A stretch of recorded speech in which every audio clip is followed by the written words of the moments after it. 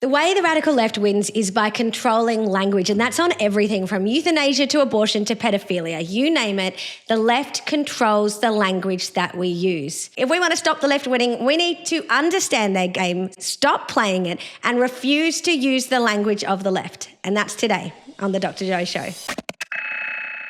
Before we get into the show today, could I please ask that you hit the subscribe button? The more people that subscribe to this channel, the bigger our movement becomes. Now, today we're talking about language, and there's no space where this is clearer than the space of abortion, where pro-abortion media and industry really use language to manipulate outcomes. And you can see this as clearly as the ABC style guide on abortion. So they give a style guide to their journalists, and they clearly say, you know, when referring to people that are against abortion, avoid the terms pro-life. They're too emotive. Instead, use anti-abortion campaigner. And instead of pro-choice, use the term abortion rights. I think you can see even in that framing, the word abortion rights is meant to be, okay, so this is a person who's noble, they're on the side of human rights, they're on the side of abortion rights. If you're pro-life, then you're anti-abortion. Now, I actually don't mind anti-abortion. That's the ironic thing about this style guide, is it's from a media organisation that's clearly pro-abortion, but they don't realise that that's actually not a bad thing for us to be described as anti-abortion, because it just really clearly identifies what we're against. I think what's interesting, though, is for someone that's pro-abortion, their style guide says doesn't dictate using that. So they don't have equivalent language. It's not fair. They're saying use the language of abortion rights to describe someone that's pro-abortion. And I think that's partly because the left gets really uncomfortable with that language of pro-abortion. And we're going to see a little bit more about that in a moment when we listen to an interview with Julia Finn. Notice that when they're talking about abortion clinics, so these clinics, that their very purpose is to kill babies. That's what you go there for. But the ABC wants you to know it's not the only service they provide. And so for journalists, they're meant to use things like women's health centres or reproductive health centres. And, you know, that's the language that we're always hearing, reproductive rights, reproductive health. And the reason they use this language is because it's euphemistic and it covers up the truth about what's really going on. The word health is something that everyone can get behind. Who doesn't want to restore health and bring people back to health? But really that's not what abortion is, isn't it? Because health, to be clear, is about restoring someone to health, curing a disease, dealing with an ailment. And abortion, the very purpose of it is to kill a human being in a pregnancy. But this isn't just Australian pro-abortion media and organisations, it's everywhere. And so, you know, the American College of OBGYNs, ACOG, they have an actual language guide on abortion, and they make it very clear the language that you should use. And what I refuse to do, and I get in trouble for this, is I refuse to play this game of the language that the left says we should use, and I just call a spade a spade. And it gets me into trouble, and journalists don't like it. Let's take a listen. There's one particular MP that you have described as a pro-abortion MP, that's the Labor MP for Granville, Julia Finn. She in fact voted against the 29 legislation and indeed this bill. Was that description of her honest? Yes. She's not pro-abortion though, is she? And she's confirmed to me last night she's not that. I never claimed that Julia Finn voted for abortion up to birth in 2019. I never once made that claim on social media. What I said is that she was pro-abortion, and that's because in her speech in 2019, she said, I am pro-choice. And in my book, if you support the choice of a woman to kill her child, her innocent human child in utero, then you are pro-abortion. And in her speech in 2019, she said, I support abortion up to 22 weeks. I just don't support it after 22 weeks and up until birth. Well, Julia, that doesn't make you anti-abortion. That just makes you a reasonable person. 99% of Australians are against killing babies right up until birth. Sadly, our parliaments are so pro-abortion that we have the most extreme laws in the world and allow abortion up to birth for any reason. But just because you are okay with killing babies up to 22 weeks, which is the vast majority of the 88,000 babies every year who are killed, that does not make you anti-abortion. It makes you pro-abortion. I stand by that. Julia Finn has confirmed to us that she's not pro-abortion overnight, just to be clear and to state her position very clearly. What does pro-choice mean then, Hamish? You entered the electorate. Did you feel as frustrated as I did in that interview? Oh my gosh, what a moron is Hamish MacDonald. He's like, oh, well, Julia Finn said she's not pro-abortion, so she mustn't be pro-abortion. I mean, is that the role of the ABC to interview a politician? They tell you what they say the truth is, and then you repeat it verbatim and attack anybody who dares critique it. I mean, just because Julia Finn tells you she's pro-abortion doesn't mean she actually is. The issue here is that it's inconvenient, it's uncomfortable, and none of these people like being called pro-abortion, because if Julia Finn's pro-abortion when she's for abortion up to 22 weeks, it makes Hamish MacDonald pro-abortion, the interviewer here, and it makes all of them pro-abortion. And they really like to hide behind the lie that, oh, the vast majority of abortions happen early and they're just necessary for women's health and for women's choice. And so, they don't like being called pro-abortion. They just like being called, in favour of abortion rights because it's so necessary for women. And that's a lie. That is a lie. Abortion at 6 weeks is the same at 10 weeks and 12 weeks and 20 weeks and 24 weeks and 36 weeks and 40 weeks. At all stages, it kills a baby. It kills an innocent, distinct, unrepeatable baby. And it makes you pro-abortion if you support abortion in any one of those stages. If someone supports, quote unquote, the right of a pedophile to abuse children, we would say they're pro-child abuse. We wouldn't say they're pro the choice to abuse children. But now the left is trying to rebrand pedophilia. They are trying to rebrand someone who is attracted and acts on their desire to abuse children as a minor attracted person, using the innocuous acronym MAPS for short. And they often use acronyms to try and make us forget what it is we're actually talking about here. We're seeing this language of a minor attracted person creeping in online through activists and advocacy, but also through academic literature. Being euphemistic about pedophilia because of compassion and understanding for the pedophile, or as they call it, the minor attracted person, is something that most of us know right now is just abhorrent. It's something that we can't do. It's a line that we shouldn't cross. But it is an example of where the left is trying to use language to make us forget what's really going on. So that's an area where the left hasn't won yet, but an area where they absolutely have won is that of euthanasia. In Canada, they're so oblique in their language around euthanasia that they actually call it MAID, medically assisted dying. And in Australia, we use the acronym VAD, voluntary assisted dying.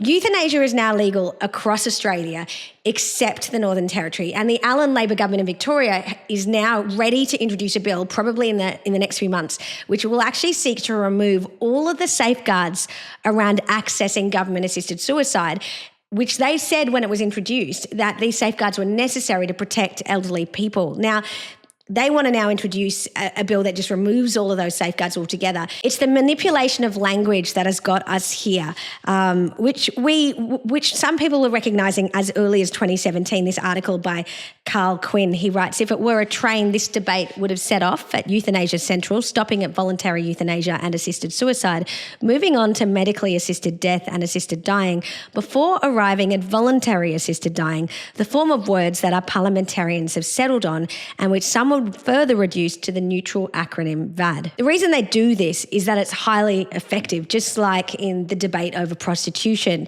Advocates and activists who are pro-prostitution have reframed this as sex work, just like in the debate over abortion. They've reframed this as being about reproductive rights and reproductive healthcare. Opinion polling shows on euthanasia very clearly that when you change the language used in the question, you get a fundamentally different answer. Back in 2017, author Nikki Gemmell, who you may know because she writes a number of books, also writes for The Australian, and she was on the ABC's Q&A program, and there was a question asked about government-assisted suicide, about euthanasia, and Nikki Gemmell is an advocate for that. Her own mother took her own life, and Nikki Gemmell then went on a journey researching the issue and wrote this book called After. And she essentially became an advocate for government-assisted suicide. And so when she's asked about this on the panel, she talks about how her mother committed suicide, and then she says this. Let's watch. In terms of research for my book and all the rest of it, I've discovered, these beautiful old men, they want to euthanize themselves. They don't know how to. They want to involve their families. They're doing things like getting nail guns and trying to kill themselves with nail guns and leaving trails of blood throughout the houses. They're hanging themselves on Hills hoists out in the back garden. And I've been doing some forums involved with my book, and it's so interesting. The elderly people who stand up and they say, Nikki, no one is listening to us. Please listen to us with respect and compassion and understand where we're coming from. And I would say, Margot, I'm speaking for 80% of the Australian population here who support the euthanasia laws. And in terms of Catholics and Anglicans, I'm speaking for up to 70% of them as well. There's a lot of problems with what she's saying here. So first of all, she's trumping up interviews that she did as research. Now, it's really important to make the point that this isn't proper research in the sense that she would have no doubt advertised for these forums. You're going to get a self-selection bias in the types of people that come along.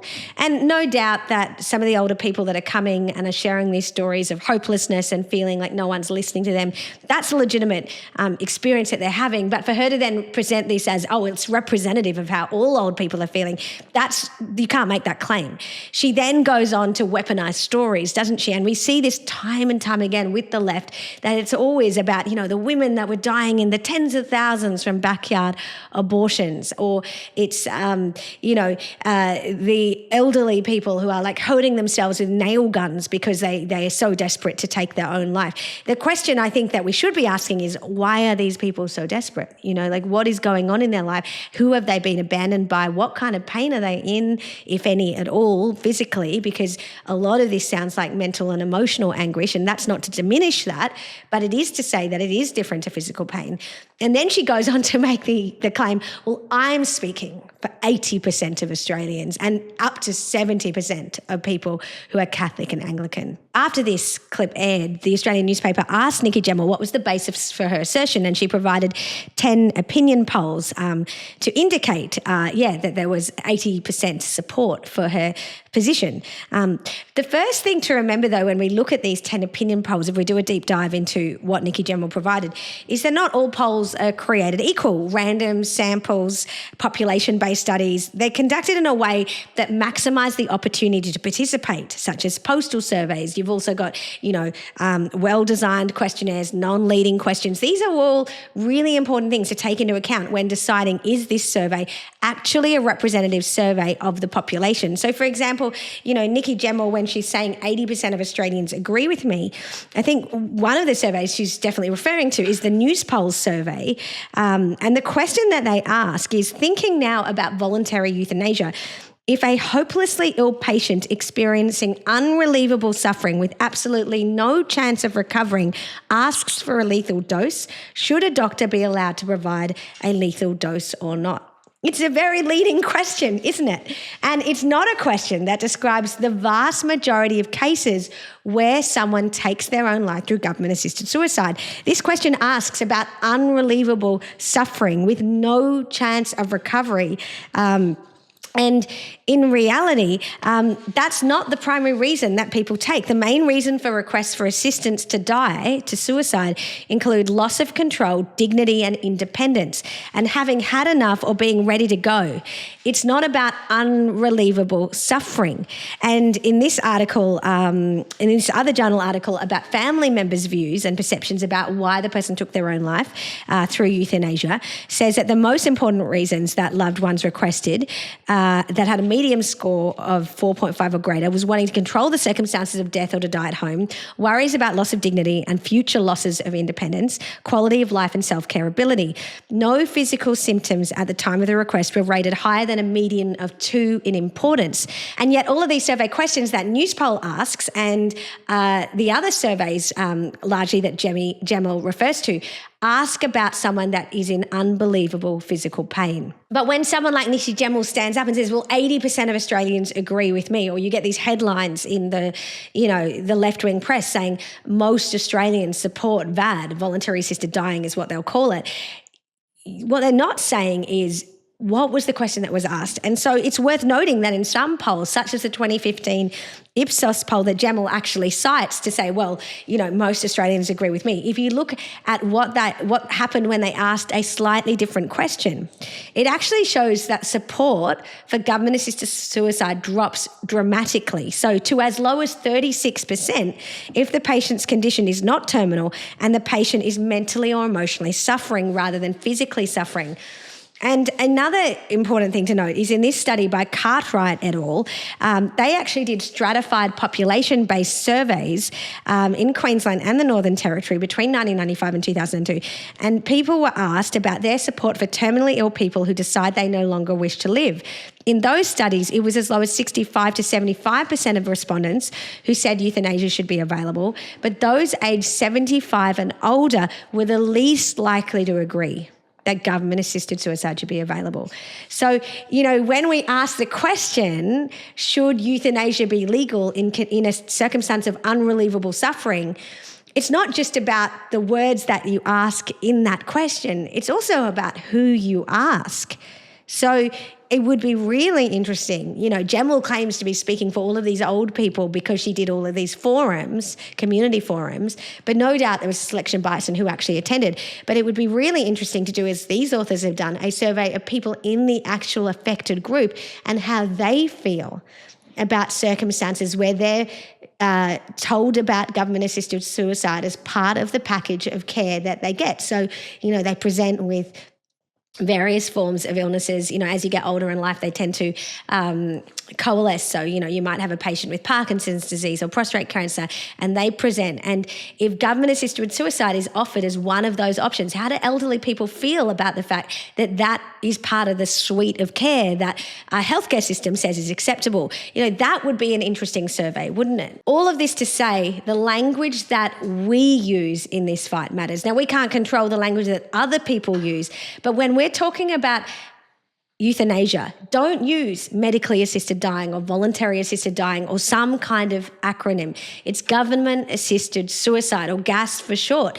And if you use that acronym, it connotes Nazi Germany. But if you think about it, the Nazis were famous for this. They killed elderly Jewish people or infirm Jewish people or disabled Jewish people because they were of no use to them in the concentration camps. And they were the first to line up for the gas chambers. The reality is, when this debate kicks off in Victoria, it is very important that doctors and nurses and healthcare workers and other people use the language of assisted suicide, because this is what it is. Because we can't, on the one hand, say we're devastated about the epidemic of suicide, and particularly male suicides and youth suicides in our country, and then on the other hand say, but, we've got a system where it is legal to end your life if you are in pain or suffering.